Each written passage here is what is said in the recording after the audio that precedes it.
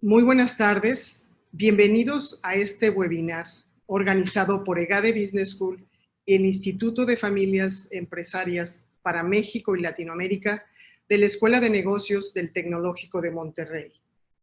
En esta ocasión conversaremos con uno de los pensadores líderes globales en el área de las empresas familiares, Iván Landsberg, y con Susana Coppel, quien pertenece a la tercera generación de uno de los grupos empresariales mexicanos líderes en la industria del retail.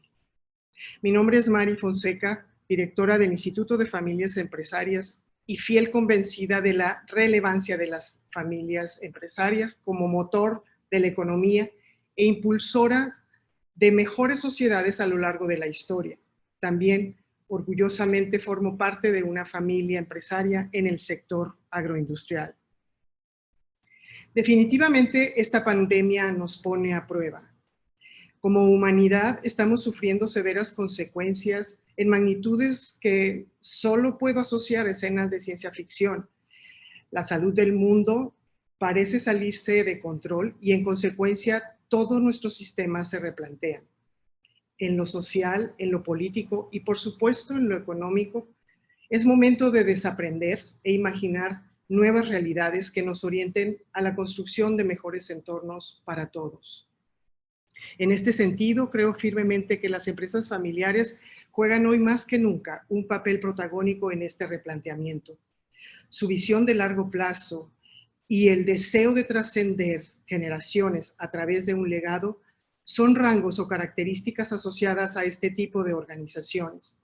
Ante los retos y crisis como las que estamos hoy enfrentando, resulta también relevante destacar la resiliencia y la agilidad que a veces son capaces de desarrollar bastante bien nuestras empresas familiares. Y ahora permítanme presentar a nuestros invitados de lujo y me siento muy honrada de poder hacerlo esta tarde. Susana Coppel es miembro de la tercera generación de una familia empresaria. Es presidenta de Fundación Coppel Comunidad y miembro del Consejo de Administración de Grupo Coppel. Es orgullosamente egresada de Administración de Empresas del TEC y cuenta además con una maestría en Desarrollo Organizacional por Pepperdine. En su carrera profesional ha podido influir con su liderazgo y compromiso en el desarrollo organizacional de las diversas áreas de la empresa familiar. Bienvenida, Susana. Muchas gracias, Mari. Saludos a todos. Iván Landsberg creció en el seno de una familia de empresarios en Venezuela. Es cofundador y socio principal de la firma de consultoría Landsberg Gersig & Associates. En su ejemplar trayectoria profesional, ha asesorado a empresas familiares en Estados Unidos, Canadá, Europa, Asia y por supuesto en América Latina. Fue uno de los fundadores del Family Firm Institute y el primer editor de su revista especializada Family Business Review. Ha sido profesor de la Universidad de Columbia, de la Universidad de Yale, la Escuela de Negocios de Kellogg y más recientemente se ha incorporado como profesor internacional distinguido a la Escuela de Negocios del Tecnológico de Monterrey. Bienvenido, Iván. Muchas gracias, Mari, y un placer estar con ustedes ambas y con todos los oyentes.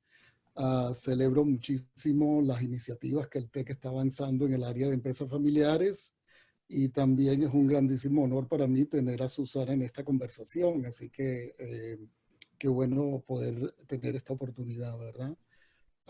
Tal como lo planteaba Mari al principio, estamos viviendo unas épocas difíciles que ponen a reto a nuestros líderes, a nuestras empresas, y tal como lo señala Mari, es un momento importante donde la empresa familiar se ve confrontada con una serie de retos críticos, ¿verdad? Y tengo como ella y como Susana también, estoy seguro, gran fe de que la empresa familiar como institución global tiene gran capacidad de resiliencia y va a poder avanzar con estos retos que se nos plantean, ¿no? Quizás para arrancar, tenía un par de ideas que quería compartir con ustedes Y una, para empezar la conversación quizás, es lo que aprendí hace recién, es un término que usan los tecnológicos de allá de Silicon Valley, que se refieren a esto como a la ley de Amara. Y Amara era un gran líder del mundo cibernético, para decirlo así, y él proponía que cuando se confrontan crisis, tenemos la tendencia de exagerar el impacto de la crisis a corto plazo y menos valorar el impacto que la crisis tiene a largo plazo, ¿verdad? Esta crisis con que nos vemos no es Ebola, pero sí es un virus obviamente muy agresivo y letal, como hemos visto en las estadísticas. No tenemos un pánico en el mercado, pero sí hay una corrección que estaba por darse desde hacía mucho tiempo. No se trata, no estamos hablando de una depresión a nivel global, pero sí de una recesión global importante. Y no se trata de cancelar proyectos, sino de postergarlos, ¿verdad? Entonces, este encierro con que estamos viviendo no será para siempre, será una cosa temporal y tendremos que irla sobrellevando. Al mismo tiempo, el impacto a largo plazo, indiscutiblemente, no sabemos dónde va a aterrizar todo esto, pero sí es un impacto, digamos, que se va a hacer sentir en el mundo del trabajo y cómo las organizaciones se organizan, cómo visualizamos el mundo del transporte, por ejemplo, cómo visualizamos la educación, o sea, tanto en este mismo evento que estamos teniendo, como tantas universidades alrededor del mundo que están descubriendo la capacidad de poder instruir a nivel de este medio, como nunca se había hecho pues, en la humanidad. En fin, hay toda una serie de retos que se plantean a largo plazo que están por hacerse sentir, ¿verdad? En el mundo del retail, Susana, el impacto, o sea, cuando estamos oyendo de las grandes tiendas de departamentos, ¿verdad? Y qué impacto están teniendo aquí mismo en Nueva York. Me enteré hace poquito de Neiman Marcus, por ejemplo. Es una cosa sorprendente. Pero bueno, mira, ya nos adaptaremos y lo bueno de la empresa familiar es que se ha demostrado ya desde hace mucho tiempo que las familias tienen un horizonte muy largo de inversión y que tienen la capacidad, de hecho, en muchos casos, si se organizan bien, y ya hablaremos sobre cómo, la memoria institucional de poder saber de que si han estado en negocio por generaciones, saben cómo torear estas crisis, sea la crisis de septiembre 11, sea la crisis financiera del 08. Es decir, cómo aprovechar esa memoria institucional y ponerla a uso en este momento es crítico. Entonces, Susana, me interesaría mucho ver cómo piensan en tu familia sobre esto, cómo están abordando el reto y bienvenida. Muchas gracias. Yo creo que veníamos ya de muchos años, bueno, viendo algunos años una disrupción muy importante en el retail a nivel mundial. Claro. Entonces, estando nosotros en una industria que ya venía con pues con una transformación, no una crisis, pero un horizonte definitivamente pues no claro, ¿no? ¿En qué se va a convertir el retail? Era la pregunta que hemos venido haciéndonos, yo creo, todos los retails a nivel mundial. Y ahora con esto de la clausura y de no poder estar físicamente en las tiendas, sí estábamos listos para un e-commerce eficiente y el equipo está creciendo y estamos atendiendo lo más posible al cliente virtualmente, pero nunca va a ser comparable con el tráfico de persona a persona dentro de las tiendas. Quisiera darle, para los que no conocen, yo vengo de una familia empresaria. Mi abuelo fundó la empresa hace más de 80 años. Empezó como una tienda de regalos en Mazatlán, Sinaloa, al noreste de México. Y ahora tenemos alrededor de 1,400 tiendas alrededor de toda la República en diferentes formatos. Eh, Tenemos alrededor de 110,000 colaboradores apoyándonos en este gran esfuerzo de atender al cliente, ofreciéndoles productos y servicios que les ayuden a mejorar su vida. Y Bueno, yo creo que a mi abuelo y a mis tíos les ha tocado de verdad que los últimos años, 80 años, varias crisis, ¿no? Y ahorita, bueno, estamos la tercera generación ahora, demostrando un poco si lo que hemos aprendido en los últimos años, va a ser suficiente y vamos a poder con estos retos.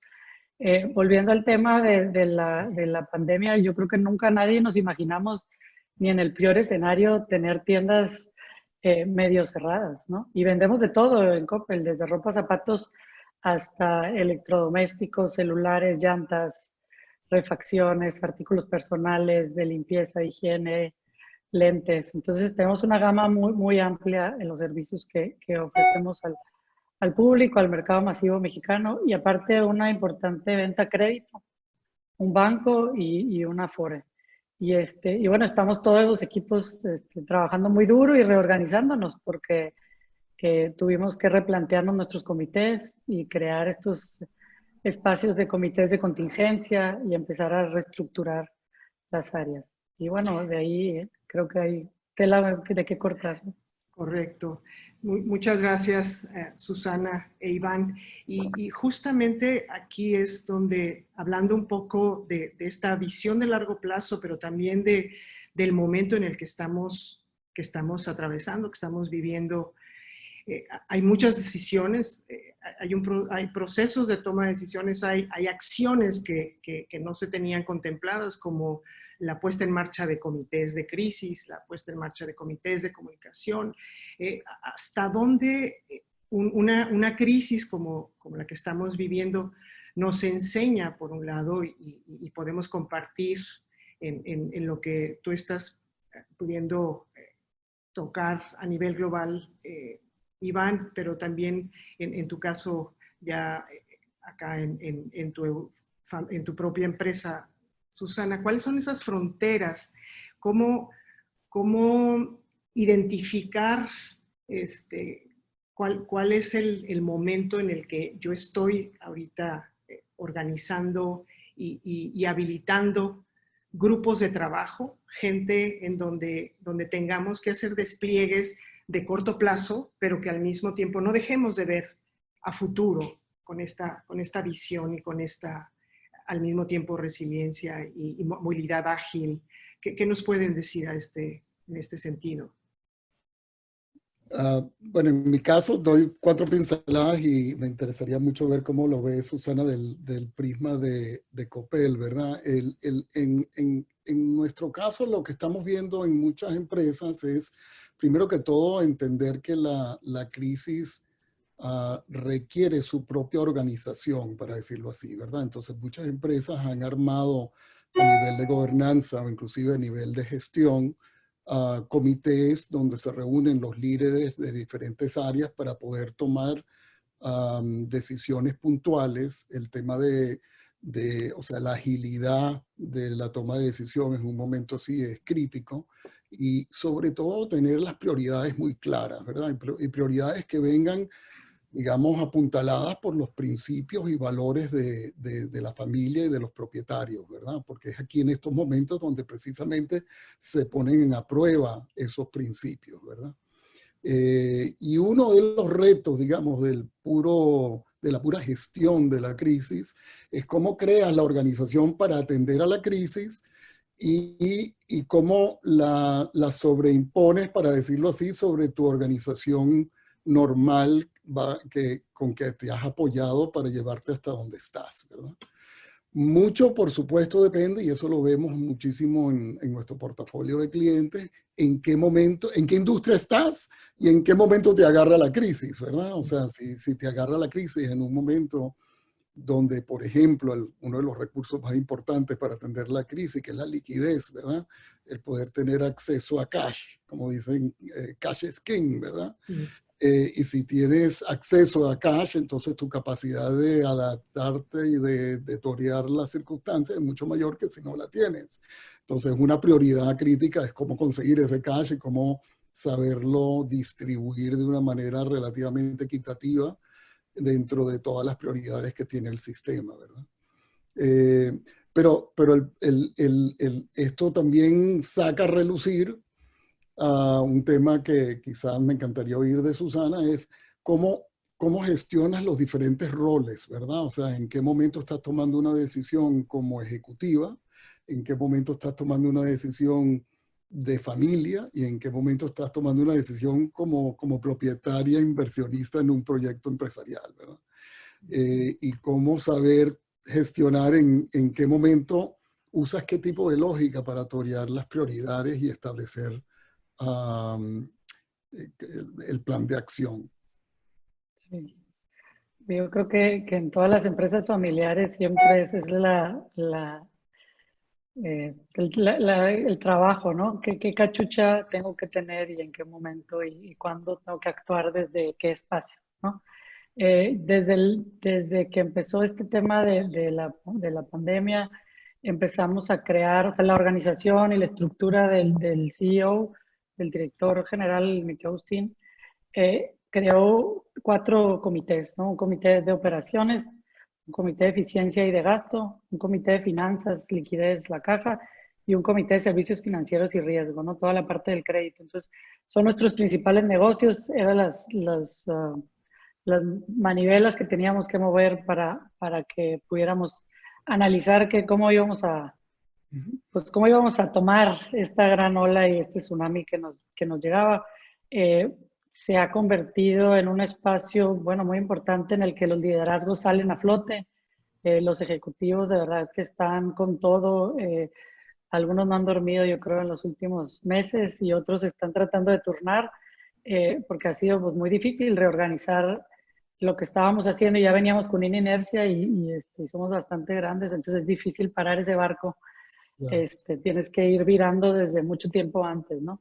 Entonces, pues hemos visto florecer a los directivos de Coppel y entre ellos estamos algunos familiares. Entonces, en estos comités, platicábamos el otro día, ¿no?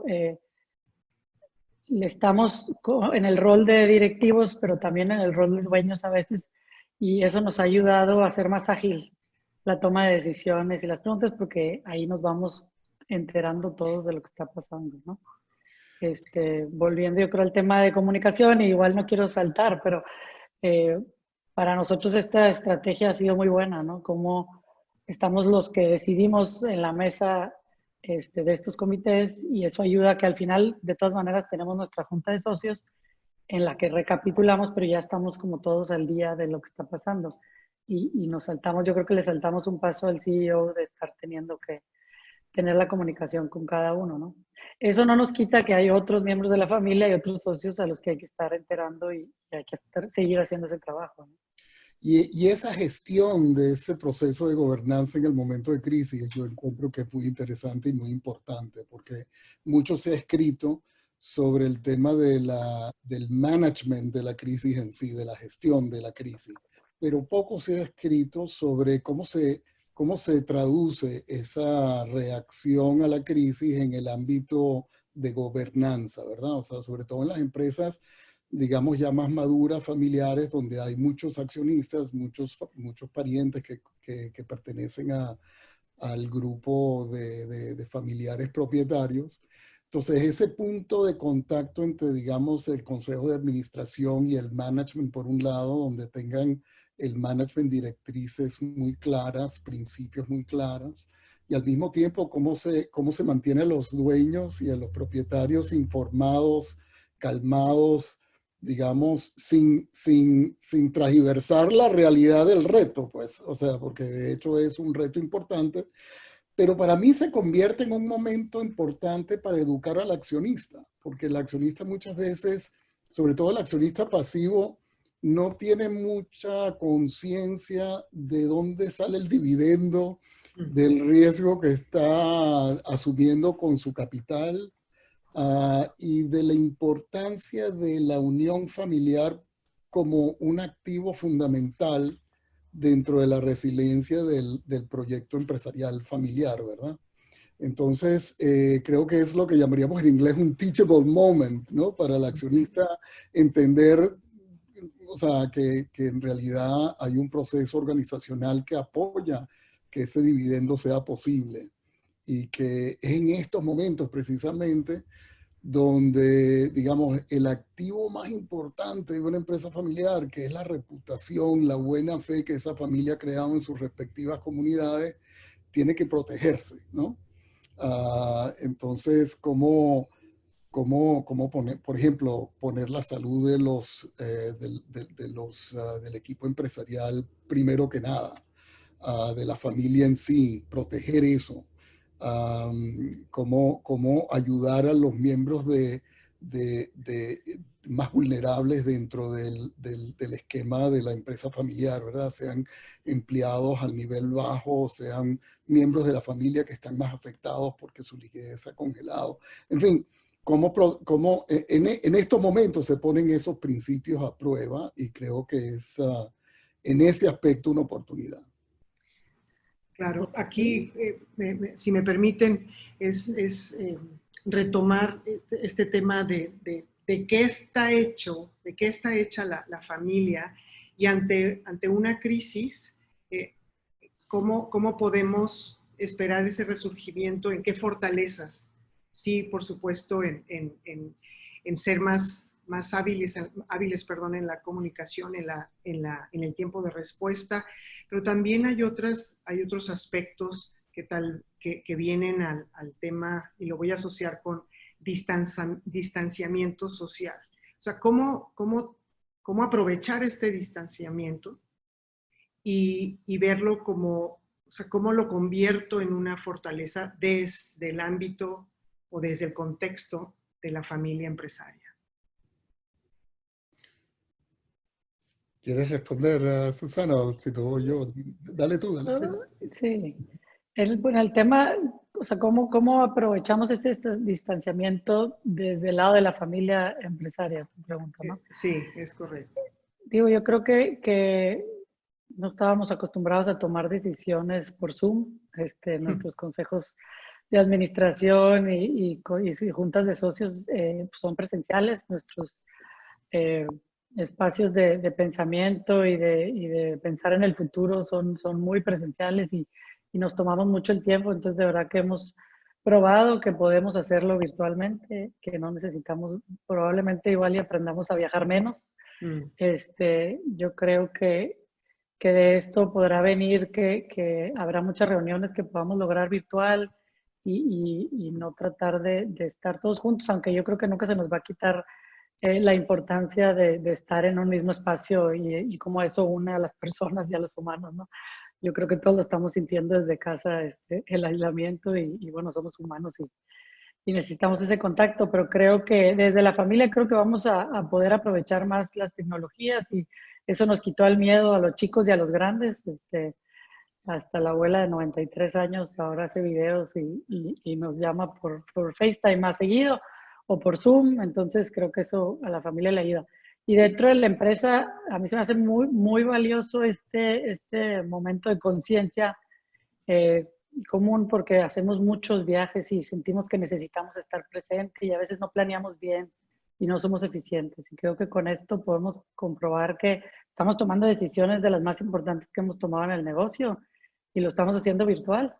Entonces, ¿por qué vamos a volver a lo otro? ¿Y cuál va a ser la necesidad de seguir viajando y teniendo espacios, tanto espacio físico? O sea, siento que viene una evolución que como dice Iván al principio, a veces el corto plazo lo vemos así y el largo plazo no le damos la importancia. Creo que espero en los próximos meses mucho análisis de parte de nosotros de cómo aprovechar esto que aprendimos, estas nuevas competencias.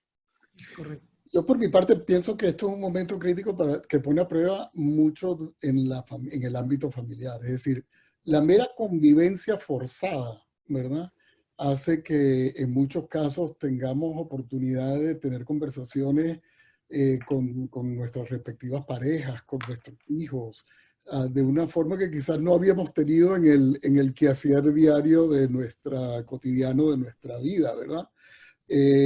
Y por otro lado, me ha sorprendido un par de cosas que nunca me imaginaba. Por ejemplo, hace un par de días estaba hablando con un cliente nuestro en Israel, y nos decía que ha tenido conversaciones con su hermana.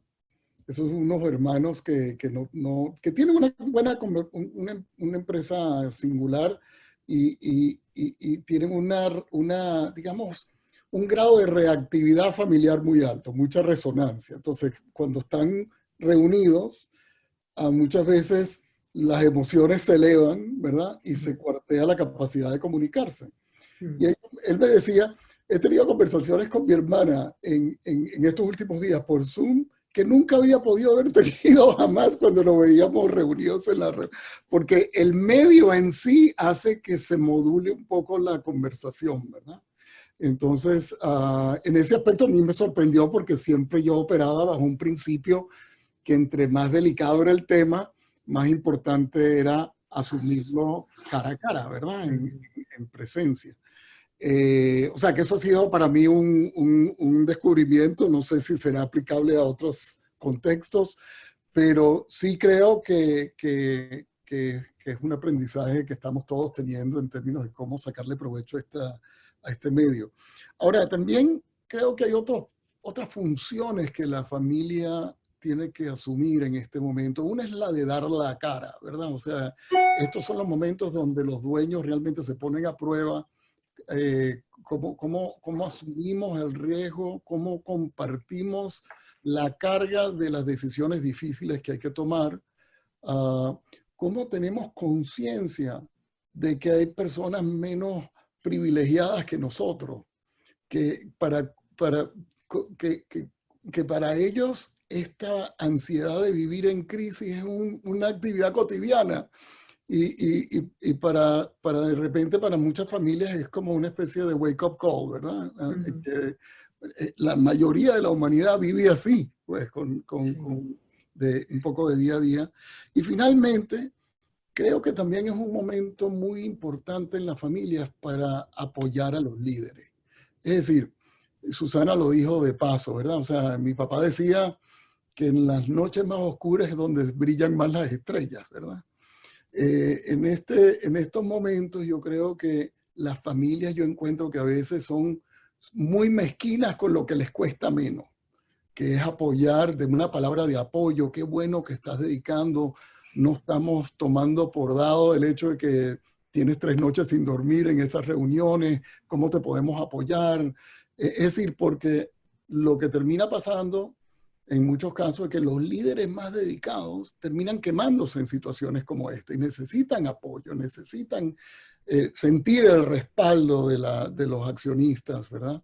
Eso no quiere decir que el accionista tiene que aceptar todo lo que digan, pero sí en ponerse en los zapatos de ellos y tener un poco de empatía de cuál es el desgaste de tener el peso de esas decisiones sobre sus hombros.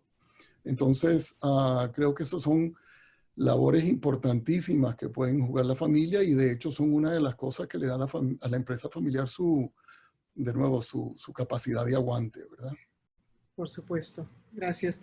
En este sentido, digo, escuchándolos y conociendo incluso algunas de las acciones que familias empresarias ejemplares como la que representas, Susana, en este compromiso con la comunidad de manera permanente, pero que incluso ahí reorientan ustedes a hacerlo todavía una causa que si ya era relevante, cobra todavía mayor peso para pues, sobrellevar y avanzar más rápido en esta situación.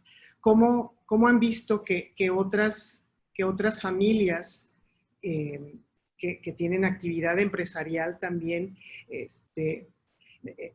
despiertan a este llamado del que habla Iván y suman? O sea, qué tanta sinergia, qué tanto vamos en esto juntos han podido percibir en estos últimos meses.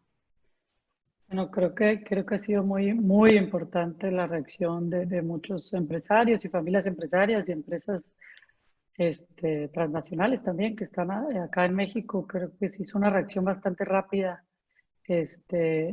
para ponernos de acuerdo. Estamos en diferentes foros. Yo he tenido Zoom, llamadas de Zoom con alrededor de 30, 40 fundaciones empresariales o familiares privadas al mismo tiempo. Un grupo al que me invitaron, que ya se había organizado en algún momento para lo del sismo. pasado, y con la pura idea de cómo ayudamos, cómo no nos tropezamos unos con otros, cómo nos enfocamos en lo que es importante, cómo aprendemos con una mente abierta de yo estoy en esto, esta es mi convocatoria, tú estás en esto, la empresa está haciendo esto. O sea, de verdad que un grupo empresarial muy abierto y con muchas ganas de unirse para ayudar, ¿no? Y muy preocupados por la salud de los mexicanos. Lo cierto es que yo no sé ustedes, pero yo no quisiera estar a los pies de ningún gobernante en el mundo actualmente. Tomar la decisión entre vidas ahorita y un problema económico, social y de vidas en un futuro, yo creo que ninguno de nosotros, y lo vemos de alguna manera en nuestras empresas, ¿no? Pero de verdad que tengo la mayor empatía para nuestros gobernantes en las difíciles decisiones que tienen que tomar y con tan poca información, porque yo creo que todos estamos ciegos a qué sigue y cómo controlar esto. Entonces, en ese marco de incertidumbre, cómo tomamos algunas líneas de certidumbre y nos unimos para ayudar. Y ahí hay varios grupos y varias consultoras que están trabajando pues, muy fuerte en tener estas líneas y aprender de lo que han hecho los otros países. Y ahí, bueno, se ha visto de verdad que una gran suma de esfuerzos. Claro. Yo creo que una de las cosas que esta crisis saca A flote. a La flote, superficie. a la superficie, es primero que todo nuestra humanidad común, es decir, que aquí estamos todos en el mismo, no estamos todos con los mismos medios, ni quisiera pretender de poder cuidarnos y reaccionarnos, etcétera, pero sí todos nos vemos vulnerables por primera vez, ¿verdad? O sea que, sobre todo para muchas familias empresarias que viven o han vivido en una burbuja aislada de estas realidades, de repente esta realidad se hace como es de nuevo un llamado importante, ¿verdad? Creo que y es un llamado que saca a flote también un poco la pregunta, ¿cuál es el propósito de nuestra riqueza? ¿Para qué sirve? ¿Cómo la utilizamos de una manera que tenga un impacto constructivo, no solamente con nuestros asociados, con nuestros parientes, sino también con nuestras comunidades? Me viene a la mente un viejo dicho de Ortega y Gasset que decía, soy yo y mis circunstancias. Si no salvo a mis circunstancias, no me salvo yo. Entonces, esa interdependencia, sobre todo en los países nuestros latinoamericanos, la empresa familiar tiene un papel singular en cómo contribuir a que esa comunidad que hace su vialidad como empresa posible sea sostenible, ¿verdad? Y yo siempre he pensado, y es algo que le digo de hecho a mis estudiantes, que una de las grandes oportunidades que la empresa familiar ofrece es que el mero, la coexistencia de valores empresariales y valores familiares en una institución que muchas veces chocan, que muchas veces, digamos, resaltan dilemas. ¿Me voy por el lado del mérito o me voy por el lado de la inclusión? ¿Me voy por el lado de la, digamos, de rendir cuentas o me voy por el lado de perdonar y excusar comportamientos o rendimientos que no sean los óptimos? Es decir, el empresario familiar siempre tiene que estar navegando entre esas tensiones de valores que son muy de familia y muy de empresa si quiere tener éxito en el mercado, ¿verdad? Este liderazgo ambidiestro, perdóname. Exacto, ¿verdad? Y creo que son instituciones que preparan a la próxima generación a realmente aprender a lidiar que el mundo del mañana, como lo estamos viendo, es un mundo donde las grandes preguntas serán dilemas, como qué se hace con el tema climático, qué se hace con el tema de la inigualdad social, qué se hace con el tema de las pandemias y la vulnerabilidad, digamos, de salud, ¿verdad? Etcétera. Es decir, no son, como lo decías tú, Susana, no son temas de fácil arreglo, donde no podemos traer una bala de plata que nos resuelva, sino que tenemos que aprender a sopesar dilemas y la empresa familiar es, por entidad básica, por su DNA, ¿verdad? Por su ADN, es una institución, digamos, que conlleva a el aprendizaje de la gestión de dilemas. Entonces me parece que en ese aspecto también es crítico. Claro. En todo esto que que comentan sobre los liderazgos, sobre la toma de decisiones, sobre las oportunidades que nos brinda este distanciamiento, pero también pues darnos cuenta de nuestra vulnerabilidad. ¿Qué estilos de vida podemos estar visualizando sin pretender con una bola de cristal pensar en aquello? Pero ¿cómo nos cambian nuestros roles en esta nueva... Ignacio de la Vega habla de las metástasis del COVID-19, ¿no? Hablando de cómo nos vamos a presentar con esta reinvención, y en esa reinvención puedo ver estilos de vida que están siendo capitalizados o no capitalizados, pero más bien haciendo un blend de lo que, cómo veníamos actuando y cómo salimos ahora aprovechando, si se puede hablar en esos términos, lo que en este momento nos obliga a pensar de manera y actuar de manera distinta. Nosotros, sobre ese tema, yo creo que lo que vemos, y algo dijo Iván ahorita, ¿no? O sea, el propósito y los valores de la familia y de la empresa, entre más claros y cimentados sean, se pueden volver timeless. Y la situación puede cambiar, pero el mantener la templeza, que es uno de los valores que tenemos en Coppel, pues ahorita se vuelve más importante, ¿no? Y es algo que promovemos constantemente. Entonces, probablemente tengamos que cambiar ciertas competencias o ciertas maneras de hacer las cosas, pero al final you fall back on that, ¿no? O sea, tú regresas a tus valores, a tus principios y al propósito que te tiene juntos, ¿no? Tanto el de la familia como el de la empresa. Entonces, algo platicábamos el otro día, ¿no, Iván? ¿Cómo vas a salir de esto? ¿De qué tan raspado quieres salir y cómo quieres salir en tu dignidad de persona? Y yo creo que esto va para todos, no nada más los que estamos dentro de la empresa. O sea, después de este locura que estamos viviendo, ¿quién quiero ser yo y cómo quiero que me vea el mundo y cómo quiero que me vean mis hijos, ¿no? Y nosotros yo creo que pues vemos esos valores dentro de la empresa relucir y salir adelante porque de verdad nos rebangamos las manos y le entramos a los retos. Y algo que dialogábamos es cómo se vuelve muy importante ver y observar en los equipos cómo manejamos el miedo y los riesgos las personas de diferentes maneras, y en este caso los socios o los directivos principales. O sea, si yo soy una persona que es más exagerada y obsesiva en el orden, en la preocupación, o yo en el momento de miedo y de riesgo me pongo hacia atrás y observo. Entonces, esa administración de los miedos y los riesgos y la aversión al riesgo que tiene cada quien se vuelve muy importante. Y hemos visto que se vuelve muy importante tener esos espacios de calidad de comunicación. Aunque la crisis te está pidiendo que contestes rápido, necesitas ese espacio de paz, de escuchar y de ver y de sentir al otro y ver qué está pasando para poder de ahí todos partir en un espacio común, ¿no? Y acompañar a los que están liderando. Dijiste un poco, ¿no? A veces los socios que no están dentro del negocio pues no alcanzan a ver cómo funciona el negocio, ¿no? Entonces se vuelve más importante para ambas partes escucharse los unos a los otros y entender la situación. Y yo encuentro que en esos momentos hay ciertos líderes que cruzan fronteras que son particularmente útiles, para decirlo así. Sí, personas que pueden servir de empalme entre el Consejo de Administración y los accionistas, o entre el Consejo de Administración y la familia en su totalidad.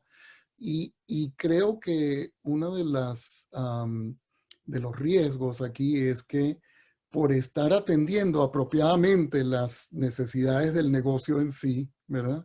Se descuide en la importancia de hacer la gestión apropiada a nivel de gobierno con los propietarios, ¿verdad? Entonces, porque se ve como una cosa casi como secundaria, en términos de importancia. Pero a mi juicio es tan importante, o sea, y lo que hay que hacer como parte de ese grupo duro de liderazgo es compartirse las responsabilidades por tener lo que llaman en el mundo clínico el triaging, ¿verdad? O sea, el reparto de responsabilidades y de canalizar los temas a los grupos apropiados de una manera que sea, digamos, eficaz. Pero ahí, esa gestión del miedo a la cual tú te refieres es particularmente importante, ¿verdad? Porque al accionista en particular hay que darle, digamos, esperanza que tenemos la capacidad de poder gestionar esto que nos viene para no fomentar un pánico, ¿verdad? Pero al mismo tiempo con un grado de veracidad, donde llevar al accionista de la mano, decir, mira, hay decisiones difíciles que vamos a tener que tomar, sin duda, y que nos van a poner a prueba, sin duda. Y uno de los riesgos que las familias tienen, y esto es algo que una colega mía, María Dolores Moreno, ha escrito sobre esto, es que las familias no dibujen ciertas fronteras hasta dónde están dispuestas a llegar. Es decir, que el activo mismo de la empresa familiar al cual nos referimos anteriormente, esa necesidad de proteger la reputación de la familia, no conlleve a su vez a los dueños tomar tantos riesgos que se queden sin nada al final del día, ¿verdad? O sea que cómo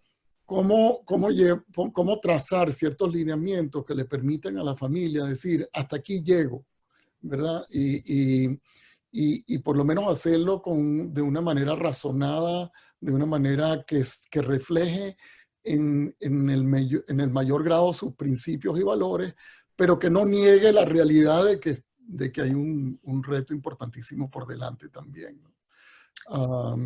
Pero en fin, es como buscar un punto de inflexión, ¿no? O sea, cómo me ubico en un punto de inflexión que me puede impulsar o en un momento dado, ¿no? Es que corta. Hay dos principios fundamentales del mundo empresarial que se están poniendo en cuestión, ¿verdad? El de la diversificación, que sea una diversificación en términos de activos, o sea, una diversificación en términos de un portafolio de empresas, ¿verdad? Porque esto es algo que ha afectado a casi todos los activos de alguna forma radical. No a todos, ojo, porque también por lo menos a mí me llama la atención que las empresas con que trabajamos en el mundo de los alimentos, en el mundo alimenticio, están bullentes, no se han acabado. Las empresas en otras industrias están mucho más sufridas.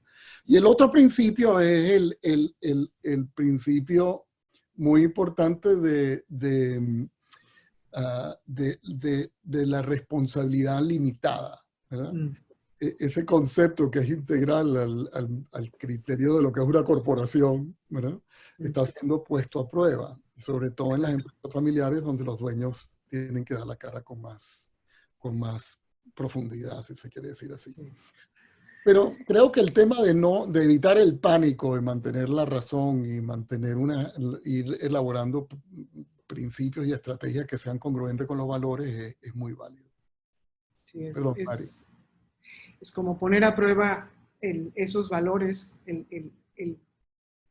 validar el propósito que mencionaban en un inicio y no olvidar este contacto o este compromiso con la comunidad, con el entorno. Y Mari, yo te quisiera agregar, yo creo que todos estamos, y se ha escuchado mucho y se cuestiona mucho este tema de hasta dónde llega la responsabilidad social en el tema del empleo. O sea, nosotros, el propósito o el ser de la empresa y su futuro se está viendo movido y por lo que está pasando, y entonces eso tiene consecuencias en la liquidez y tiene consecuencias en el futuro panorama que tiene la empresa hacia adelante. O sea, que viene, lo platicamos al principio, ¿no? Que sigue para el retail, ¿no? Y entonces, ¿cómo vamos a salir de esto? Entonces, los directivos y los grandes empresarios tienen la difícil decisión de write it out, o sea, espero a que esto pase y aguanto con la caja y le meto, o cuando empiezo a hacerme más eficiente y más lean para poder salvar el resto de los trabajos. ¿no? Entonces, queremos y cuidamos a nuestra gente y estamos conscientes de que gracias a ellos estamos donde estamos, pero en qué momento necesitas eficientar y cortar gastos para hacer ese balance de poder seguir aquí después de la crisis, ¿no? Y creo que, bueno, ese es lo que no deja dormir a muchos empresarios pequeños y medianos y grandes en nuestro país y en todo el mundo. Claro. Pero sin duda que el reto de la crisis también ofrece oportunidades importantes, ¿verdad? Oportunidades de agilizar y hacer que las empresas sean más eficientes, ¿no? Y muchas veces decisiones que se estaban postergando y postergando en el tiempo, la crisis crea un detonador que conlleva a los líderes a cortar por lo sano, como diríamos en Venezuela, ¿verdad? También son grandes oportunidades para los líderes emergentes de la próxima generación, ponerlos a prueba. Es decir, yo no estoy aquí abogando por tirar una persona que no tiene experiencia a lidiar con un tema, pero muchas veces a la generación mayor, la tentación de ser ellos los que resuelvan todo es muy grande porque son los que tienen experiencia, etcétera, y se desperdicia una oportunidad de darle a una persona competente que está en emergencia, emergiendo, Sí. la oportunidad de poder demostrar lo que tiene que aportar y que puede ser, es lo que yo llamo pruebas circunstanciales, ¿verdad? O sea, que de repente la vida te ofrece una oportunidad para que una persona que no ha sido probada pueda demostrar que sí tiene lo que puede dar. Y en la memoria institucional de una empresa familiar eso puede dejar una marca importante, ¿no? Para bien o para mal, porque al final del día hay un principio en que yo me baso de liderazgo que aplico mucho en el tema de sucesión, y es que el poder cementar tu autoridad de líder, o sea, tu derecho de poder influenciar a las decisiones y a los demás, siempre viene atado con el riesgo de fracasar. Si tú tratas de proteger a alguien demasiado y no exponerlo al riesgo de fracasar, nunca va esa persona a poder demostrar lo que puede dar. Y en estas encrucijadas tan difíciles son grandes oportunidades para poder, digamos, potenciar a la próxima generación y decir, miren, aquí está, pues, si quieren demostrar lo que tienen, let's do it. Y entonces, cómo enmarcar esa motivación de una manera constructiva es obviamente parte del reto, ¿verdad?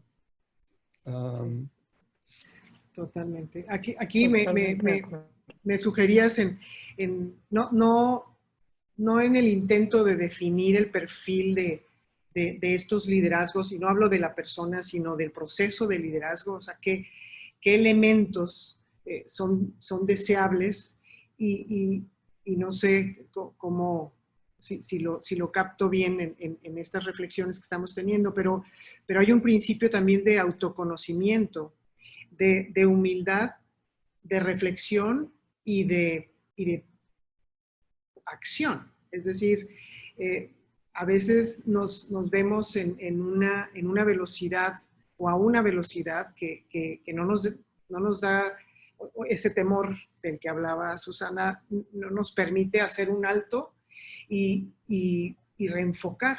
Entonces, aquí en esta situación que estamos viviendo es una gran oportunidad también a esta reinventada o esta oportunidad de reinventarnos como personas responsables en el rol que nos ha tocado, ya sea como accionistas, como ejecutivos, como gerentes, como empleados, como servidores públicos y por supuesto como académicos, ¿verdad? Pues ya estamos cercanos a la hora de concluir, aunque tenemos un rango de tiempos, Iván, en la hora del este, pues ya son prácticamente las 3 de la tarde, mientras que para Susana, allá en Hermosillo van a ser las 12, ¿verdad? Sí. Y acá desde Monterrey son ya casi las 2 de la tarde. Me gustaría, si me lo permiten, que pudieran cerrar con algún breve mensaje a los casi 700 participantes en todo el mundo. No es un webinar local ni nacional, sino es global. Y bueno, nos gustaría pedirles sus últimos insights, reflexiones, comentarios, algún mensaje que quieran, con el que nos quieran dejar. Adelante, Susana. O Iván. Si quieres decir, Iván. Bueno, yo por mi parte, primero que todo agradecer de nuevo la oportunidad. Gracias, Mary, y gracias al TEC y a ti, Susana, por estar en este espacio. De nuevo, creo que estamos viviendo momentos importantísimos. Creo que la empresa familiar surgirá de nuevo una vez más como una institución a nivel global que aporta un gran valor añadido a las sociedades en general.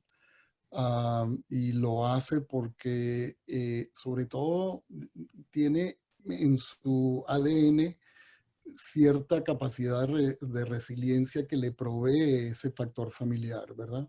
Y para mí estos son los momentos donde ese factor se pone a prueba. No hablamos durante nuestra charla de iniciativas muy puntuales que se pueden tomar y quizás lo dejaremos para otro momento, pero creo que hay iniciativas muy importantes que se pueden tomar con respecto a la familia, como por ejemplo, estos son momentos importantes para mantenerse conectados vía por Zoom, ¿verdad?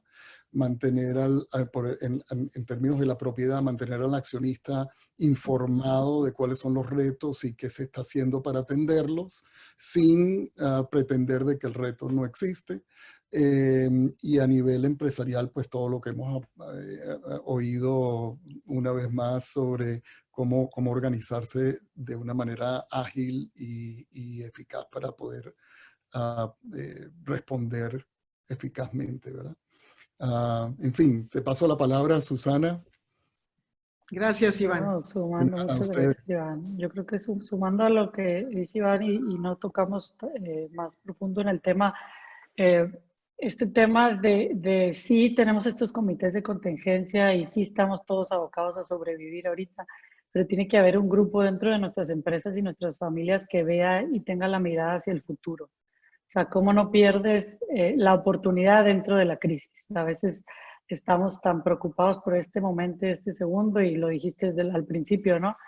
Ese futuro que le dedicamos menos tiempo, cómo logramos hacer ese 50 y 50 y creamos esas conversaciones con equipos o con diferentes personas dentro de esos equipos, porque a veces se vuelve difícil. Algunos líderes se abocaron completamente según su rol en la empresa, ¿no? Se abocaron completamente a la crisis. Y cómo se hacen estos equipos en los que puedas hablar del futuro y de la contingencia.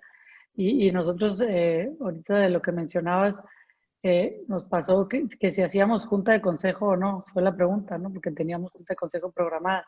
Y dudamos como 10 segundos y luego dijimos, no, claro, necesitamos seguir con esto, y aunque el área de finanzas se esté volviendo loca, bueno, pidámosle un extra para poder seguir, dando esta transparencia de la información y seguir en esos diálogos con los dueños, ¿no?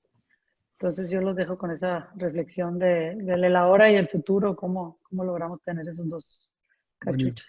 Sí, pues yo les agradezco a nombre de GADE Business School, del TEC de Monterrey, por supuesto, de nuestro Instituto de Familias Empresarias, en donde así como una familia ejemplar como la tuya, Susana, tenemos otros aliados, otros creyentes de que esta institución que es la familia empresaria, la empresa familiar, en momentos como estos es donde se nota de qué están hechos. Yo te agradezco a ti, agradezco a otras familias que han estado presentes en la co-creación del instituto, familias incluso como las que vamos a tener presentes la próxima semana en el webinar del viernes con Susana Grimm, Oscar Howell y Fernando Sandoval, hablando de rutas de apoyo para detectar soluciones desde el sistema empresa familiar. Y bueno, el que estén esta tarde con nosotros, pues nos llena de compromiso y a seguir adelante, pues mostrando la capacidad de resiliencia, de agilidad y de liderazgos fuertes basados en principios, como ya lo han estado compartiendo. Muchas, muchas gracias y nos vemos en próximos formatos y en próximos espacios. Que tengan muy buenas tardes. Muchas Chao, gracias. Mari. Hasta Chao, luego. chao. Hasta luego. Ahí Sí. van. Gracias. Bye. Gracias.